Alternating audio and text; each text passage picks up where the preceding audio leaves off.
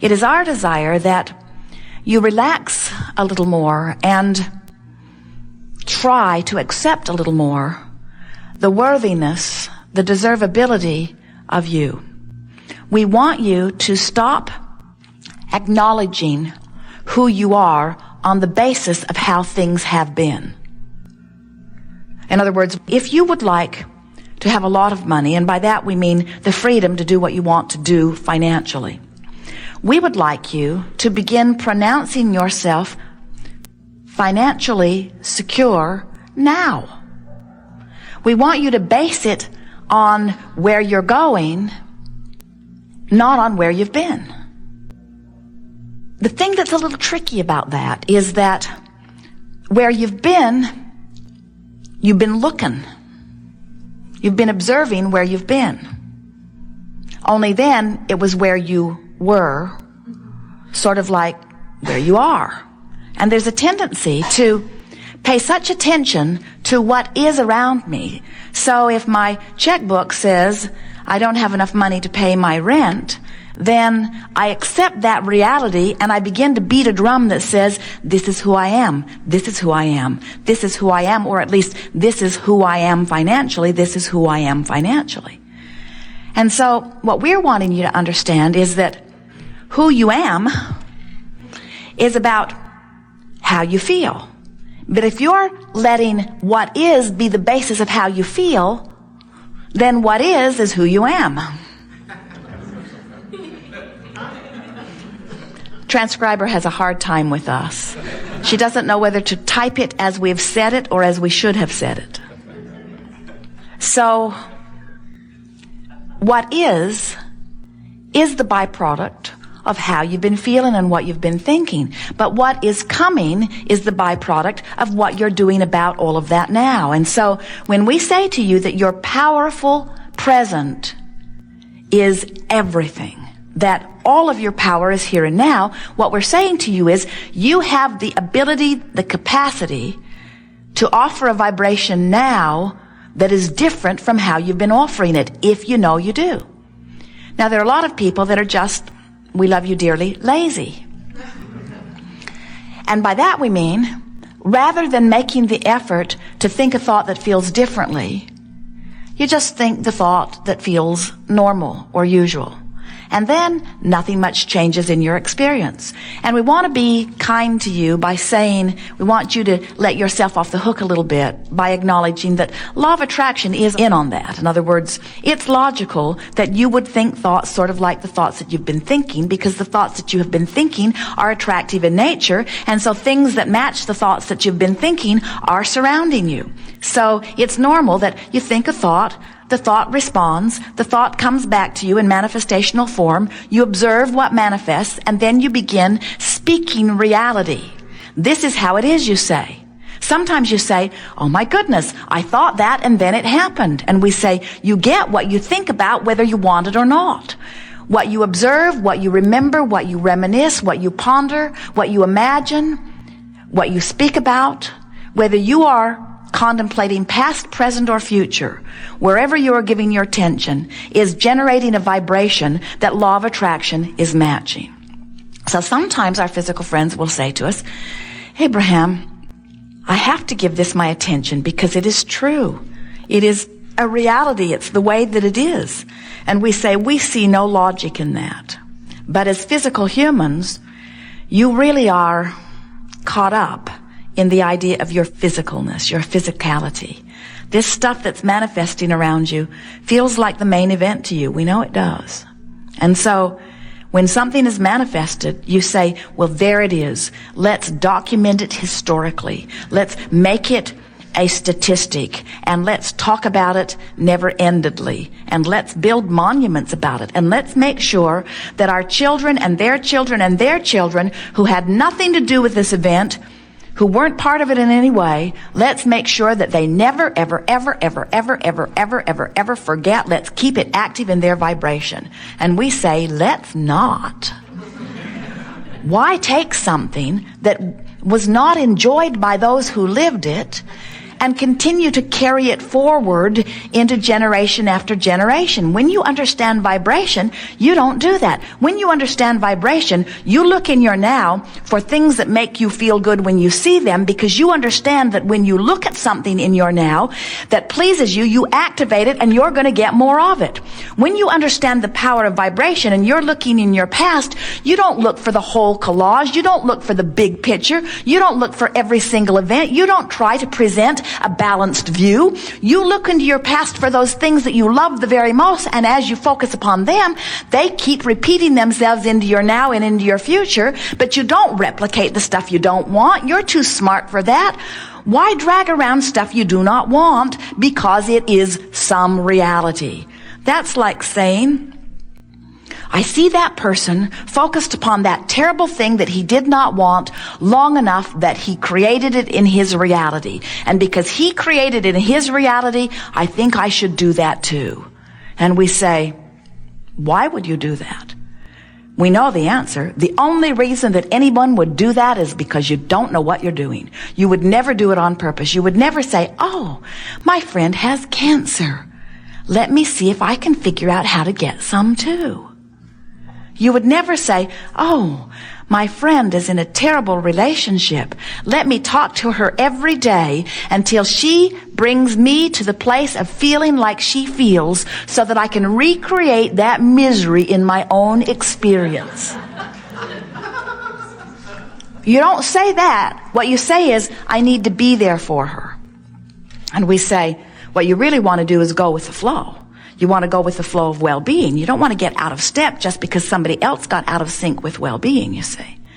So how do you know when you're in the flow of well-being, and how do you know when you're stepping out of it a little bit? Or how do you know when you're hindering it or disallowing it? You can tell by the way you feel. You have this emotional guidance system that is so accurate, so sophisticated, so loving of you, so helpful. Jerry and Esther have a sort of guidance system, not nearly as wonderful as the one all of you are born with, in their vehicles. It is called Magellan. And Magellan calculates the route and gives them verbal and visual description of how to get from where they are to where they want to be. They just program in the address, and then Magellan talks to them. Go this way, go this way. Magellan never, ever, ever, ever has said to them, where have you been? Because it is irrelevant to the task at hand. The task at hand is, where are you in relationship to where you want to be? That's all that matters. And your own guidance system is the same way. Magellan never says to Jerry and Esther, you asked me, I told you, you didn't listen, now I'm done with you.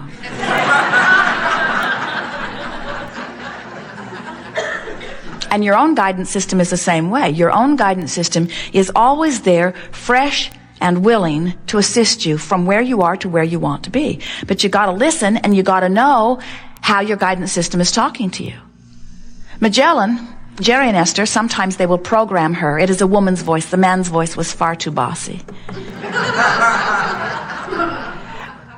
Jerry and Esther will program Magellan, and then they will get another idea. And rather than take the time to reprogram her, they will just go the way they've decided to go and try to ignore her. But she is relentless. She says, please return to the highlighted route. Please return to the highlighted route.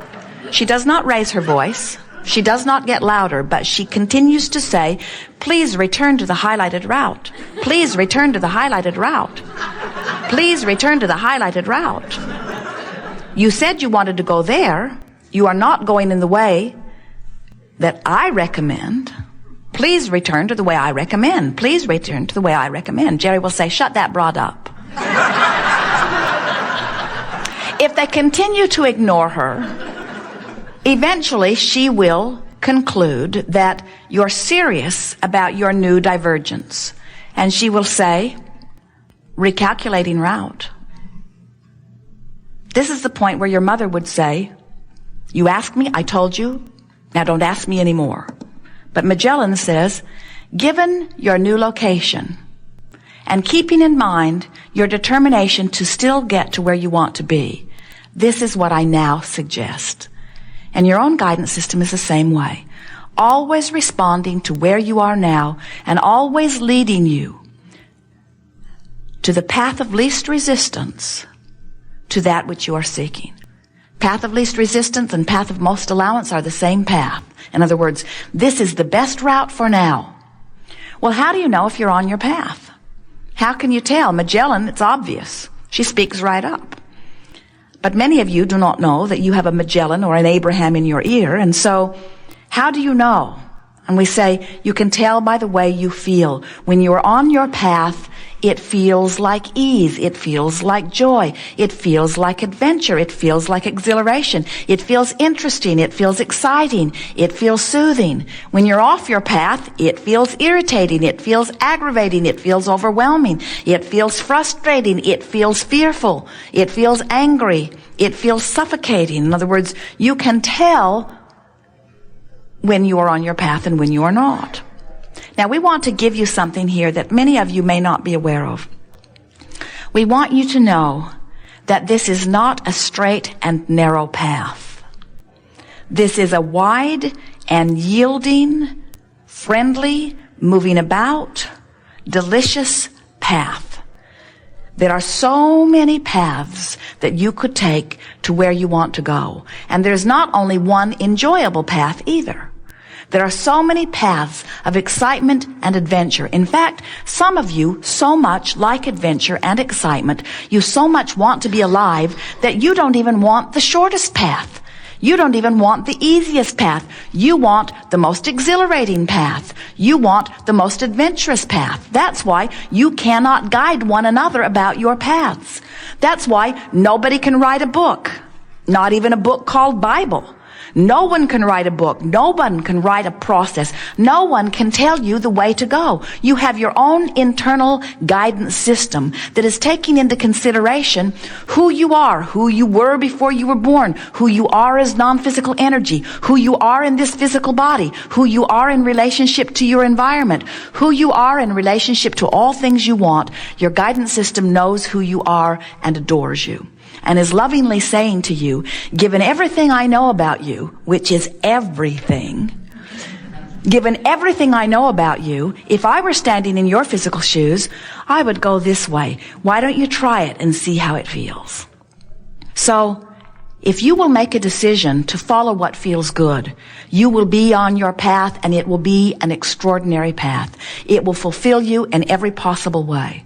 We want you to understand that your path is not about this path that leads you to some place you want to be.